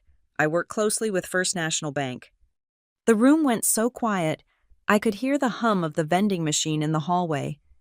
First National, my mother whispered. Her hand went to her throat. Why is he here? Tyler asked, his voice cracking. He didn't sit down, but he didn't leave. He looked trapped. I am here because a formal report of identity theft and bank fraud was filed yesterday regarding a loan application for $50,000, Agent Henderson said. His voice was conversational, almost bored, which made it terrifying. Ms. Hayes provided us with significant digital evidence. However, before we finalized the transfer of the file to federal authorities, we needed to verify a few details regarding the pattern of activity. Federal authorities, my father choked out. Now hold on a minute. This is a misunderstanding. My daughter, she is confused. I don't think she is, Agent Henderson said. He opened his portfolio. He took out a photo. It was the screenshot of the text Tyler had sent me last night. The one where he asked me to sign retroactively. Mr. Hayes, Henderson said, looking at Tyler. Did you send this text message? Tyler stared at the photo. He looked at me. His eyes were wide with betrayal. You screenshotted it, he whispered. Did you send it? Henderson repeated. I was just trying to fix it, Tyler stammered. I didn't mean. Look, I only used her name because she usually lets me. She is my sister. I have used her card 1,000 times. She always covers for me. It is not fraud if she says yes, right? So you admit to using her financial credentials? Henderson asked, taking a silver pen out of his pocket. You admit that you have a history of accessing her accounts? Yes, no. Tyler looked at Dad for help. Dad, tell him Savannah pays for everything. It is how we do things. He is right, my father said, trying to regain control. Savannah has always been generous. She gives us access. This was just an extension of that. We assumed permission. You assumed permission to apply for a $50,000 loan, Henderson asked, and to divert the mail to a different address so she wouldn't see it. We didn't want to worry her, Mom blurted out. She has been so stressed with her school. We wanted to get the money, do the business deal, and pay it back before she even noticed. We were protecting her. By signing her name? Henderson asked. It was just a signature, Mom cried. I signed her name on school permission slips when she was 12. What is the difference? The difference, Henderson said, his voice dropping an octave, is that a permission slip doesn't involve federal wire statutes. The difference is that signing a legal financial document as another person, without their power of attorney, for the purpose of obtaining funds, is a felony. It is called forgery, and when you do it online, it is wire fraud. My mother's face went white. She looked at me. For the first time, she wasn't seeing her daughter. She was seeing the witness. Savannah, she whispered, tell him to stop. You can't let them take your brother. You can't let them take us. We are your parents. I looked at them. I looked at the 3 people who had been the center of my universe for 34 years. I saw the fear in their eyes, but I didn't see remorse. I saw panic. They weren't sorry they did it. They were sorry they were caught. I can't tell him to stop, Mom, I said softly, because I am not the one driving the car anymore. You are. I saw movement out of the corner of my eye. Uncle Dale. He had raised his phone. He was filming. He was actually filming this. He was capturing his own family's destruction because he couldn't resist the content. "Uncle Dale," I said. My voice was sharp enough to cut glass. He looked at me, startled. The red recording light was blinking. "Turn it off," I said. "I am just documenting," he mumbled. "For the records, like you said." "No," I said. I stood up. I walked over to him. I loomed over him in his chair. "You filmed me when I was alone in that hall. You broadcast my pain to a party of strangers so they could laugh at me. You used my life as content." I pointed a finger at his phone. "If you do not turn that off and delete it right now," I said, "I will have Agent Henderson add you to the file as an accessory to the fraud. You were at the party. You knew about the spending. You benefited from the stolen money." Dale's eyes went wide. He looked at Henderson. Henderson nodded once, grimly. Dale tapped the screen frantically. "Stop recording. Delete. Delete from recently deleted." He put the phone in his pocket. He looked small. "Ha," I said. It wasn't a laugh. "Today is not a show. Dale, today, no one gets to use my humiliation for entertainment. Today, the camera is off." I turned back to the table. Tyler was crying now. Not the manipulative tears of my mother, but the ugly, snotty tears of a boy who realizes the playground rules don't apply in court. "Please," Tyler sobbed. "I will pay it back. I will get a job, a real job. I will work at Starbucks. I will do anything. Just don't file it." "It is already filed." "Mr. Hayes," Henderson said. He closed his portfolio. The sound of the leather slapping shut echoed in the silent room. "We have the IP logs," Henderson continued, looking at each of them in turn. "We have the timestamps. We have the confession you just made regarding the history of usage. We have the text messages. And now, thanks to the security system in this office, we have video and audio confirmation of your admission that you signed the documents to protect the victim from knowing about the debt." He looked at me.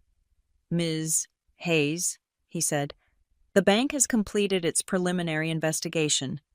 Based on the evidence provided and the statements made here today, we have sufficient grounds to designate the loan application and the lease as fraudulent activity." "What does that mean?" my father whispered. He looked old. All the bluster was gone. He looked like a man watching his house burn down. "It means," Henderson said, "that the bank will be absolving Ms. Hayes of liability, but the bank does not just absorb a loss of this magnitude. When we confirm fraud, we are required by law to refer the matter to the district attorney's office for prosecution." "Prosecution," my mother breathed. "We are moving the file to the next step," Henderson said. "I suggest you all retain legal counsel, real counsel, not a notary." He turned to me. "Ms. Hayes, you are free to go. We will be in touch regarding the final paperwork to clear your credit report." I stood up. I picked up my purse. "Savannah," Tyler lunged across the table, grabbing my wrist. "You can't leave." "You have to stop him. Tell him it was a mistake. Tell him we are family." I looked at his hand on my wrist. His grip was tight, desperate. I looked him in the eye. "We are family, Tyler," I said.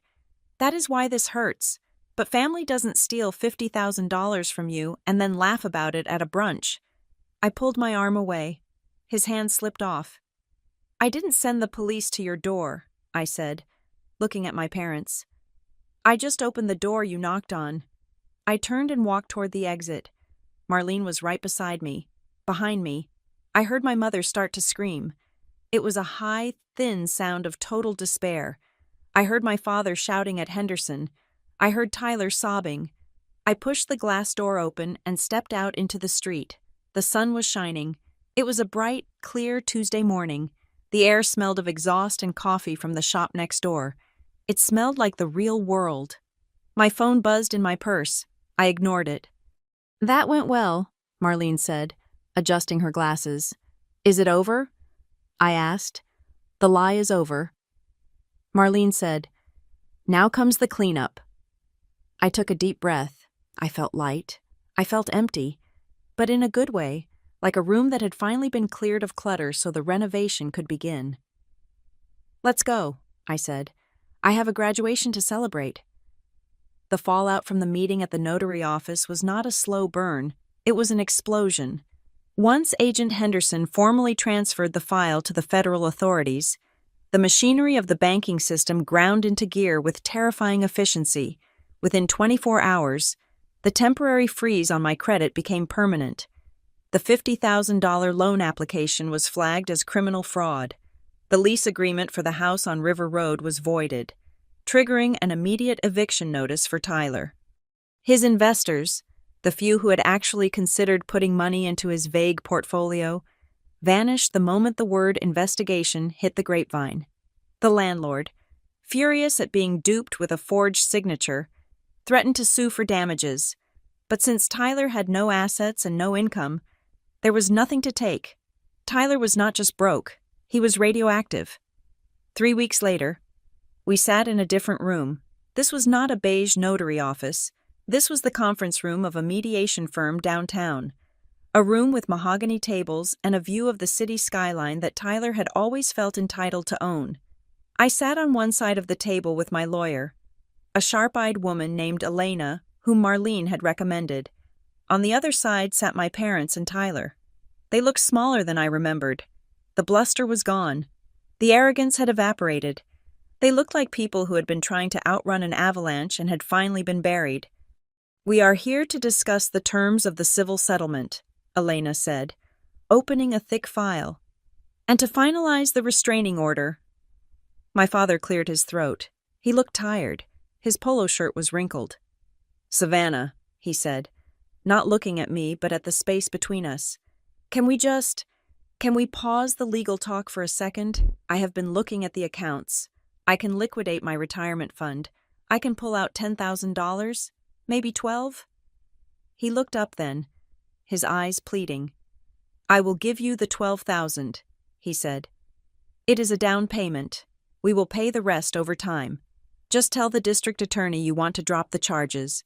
Tell them it was a misunderstanding. If Tyler has a felony on his record, he will never get a decent job. You are killing his future." $12,000, I said. "It is all we have," my mother added, her voice a whisper. She wasn't crying today. She was past tears. She was in the stage of bargaining with fate. "The total amount theft over the last 5 years is $42,000, I said, reciting the number from Marlene's ledger. The attempted theft was another $50,000. The liability on the lease was $3,000 a month. "We know," Dad said, "but $12,000 is cash. Right now, just take it. Savannah, be the bigger person. One last time." I looked at the checkbook sitting in front of him.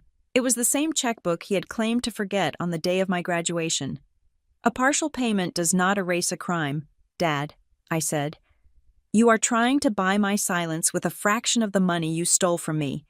That is not how justice works, and I'm not interested in being the bigger person anymore. I am interested in being a secure person." "You are so selfish," Tyler snapped. He had been silent until now, slouching in his chair. Now he sat up, his face twisted with the same petulant rage I had seen 1,000 times when he didn't get his way. "I am selfish?" I asked calmly. "Yes," Tyler shouted, slamming his hand on the table. "You are ruining my life. I am getting kicked out of the house tomorrow. My friends have blocked me. I might go to jail. And you are sitting there in your nice suit, acting like you are perfect. You did this." "You pushed the button." "I did not push the button," I said. "I did not log into a computer that wasn't mine. I did not forge a signature. I did not divert mail." "You are destroying the family over money," Tyler screamed. "It is just money." "No," I said. "It is not just money." I turned to Elena. "Play it." Elena nodded.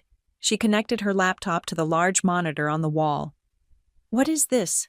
my mother asked, her voice trembling. "During the discovery phase of the investigation," I said, "my team subpoenaed the digital records from Uncle Dale's phone, as well as the cloud backups from the family group chat. We wanted to establish the timeline of the emotional abuse to support the restraining order.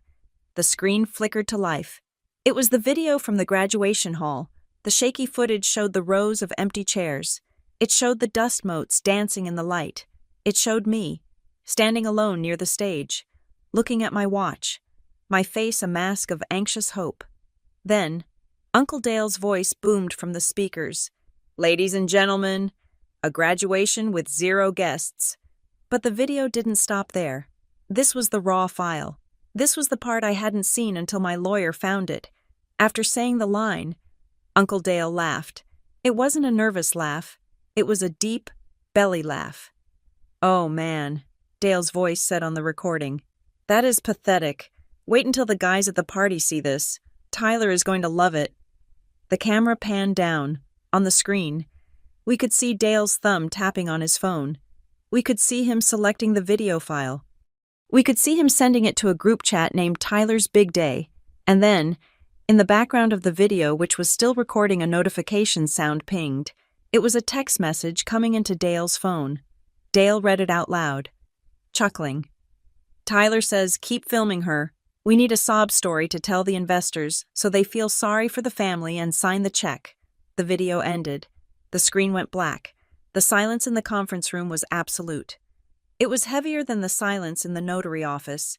It was the silence of a coffin lid slamming shut. I looked at my parents. My father's mouth was open, but no sound came out. My mother was staring at the table, her face the color of ash. They couldn't spin this. They couldn't say it was a misunderstanding. They couldn't say they loved me. The recording proved that while I was waiting for them, terrified and lonely, they were not just ignoring me. They were weaponizing my pain. They were using my isolation as a marketing tool to scam investors. They were laughing at me. "You laughed," I said softly. I looked at Tyler. He wasn't shouting anymore. He looked sick. "You told him to keep filming," I said. "You wanted a sob story. You wanted to use my graduation, the moment I worked 2 years for, as a prop for your con." Tyler started, but his voice died in his throat. "I am not ruining your life, Tyler," I said, my voice steady and cold. "You ruined your life the moment you decided that I was not a sister, but a resource. You ruined it when you signed my name, and you ruined it when you laughed." I turned to my lawyer. "I am done negotiating," I said. "I want the full judgment. I want the restitution order enforced by the court. If he defaults, he goes to jail. I want the credit bureaus notified of the judgment today, and I want the no-contact order to be permanent. 500 yards, no calls, no texts, no emails. If they contact me, they are in violation of a court order." "Agreed," Elena said. She slid the final papers across the table. "Sign here," she told them, "or we go to trial next week, and I play that video for a jury." My father picked up the pen. His hand was shaking so badly he could barely hold it. He didn't look at me. He signed. My mother signed. She was weeping now. Silent. Ugly tears that garnered no sympathy from me. Tyler signed last. He looked at the paper for a long time. "I am sorry," he whispered. "No, you are not," I said. "You are just broke." I stood up. I didn't say goodbye. I didn't look back. I walked out of that conference room, and for the first time in 34 years, I didn't feel the weight of them dragging behind me. I felt weightless. 2 days later, on a Saturday evening, I stood in my apartment. It was clean. It was quiet. But it wasn't empty. The doorbell rang. I opened it to find Aunt Marlene standing there. She was holding a bottle of expensive champagne, the real kind, not the kind bought with stolen credit. Behind her was Sarah, a friend from my compliance team who had covered my shifts while I was fighting the war. And there was David, a guy from my study group who had texted me congratulations when no one else did. "We are here," Marlene announced, "for the commencement ceremony." "But I already graduated," I said, smiling. "That was the academic graduation," Marlene said, stepping inside. "This is the life graduation. You just earned your master's in independence." We didn't rent a hall. We didn't hire a caterer. We ordered pizza from the best place in the city. We sat on my living room floor. We drank champagne out of mismatched mugs because I hadn't unpacked my wine glasses yet. We laughed, and it was real laughter. It wasn't the laughter of people trying to impress investors. It wasn't the cruel laughter of Uncle Dale. It was the warm, bubbling sound of people who actually liked each other. "Speech," Sarah yelled, raising her pizza crust. I stood up. I looked at them. 3 people. Just 3. But the room felt full. "To the ledger," I said, raising my mug. "May it always balance." "To the truth," Marlene added, clinking her mug against mine. Later that night, after they had left, I found the graduation gown. It was hanging in the back of my closet, still in the plastic bag. I hadn't looked at it since that day in the empty hall. I took it out. I ran my hand over the velvet hood. I thought about the girl who had stood in that room, waiting for a family that never came. I felt a pang of sadness for her, but it was a distant sadness, like remembering a stranger. I took my phone out of my pocket. I walked over to the mirror. I put on the cap. I adjusted the tassel. I held the phone up, not horizontally like Uncle Dale, but vertically, framing myself perfectly in the center. I looked at my own reflection. My eyes were clear. My jaw was set. I looked strong, not the kind of strong my father used to use to excuse his neglect. Real strength, the kind that comes from walking through fire and coming out holding the matches. I pressed the record button. "My name is Savannah Hayes," I said to the camera. "I graduated with 0 guests, and it was the best thing that ever happened to me." I smiled, a real smile. "Because the guest list was empty," I whispered, "so I could finally fill it with people who deserved to be there." I stopped the recording. I didn't post it. I didn't send it to anyone. I saved it to a folder named My Life. I hung the gown back up. I turned off the lights. If they ever wanted to film my life again, they were going to be disappointed. The set was closed. The actors had been fired. From now on, I was the one holding the camera. Thank you so much for listening to Savannah's story. It was a journey of pain, realization, and ultimately, liberation. I would love to know where you are tuning in from today. Are you listening on your commute, at the gym, or maybe relaxing at home? Let me know in the comments below. I love reading your stories.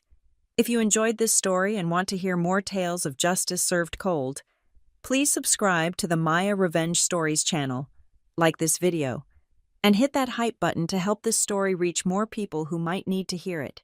Stay strong, and remember you hold the camera to your own life.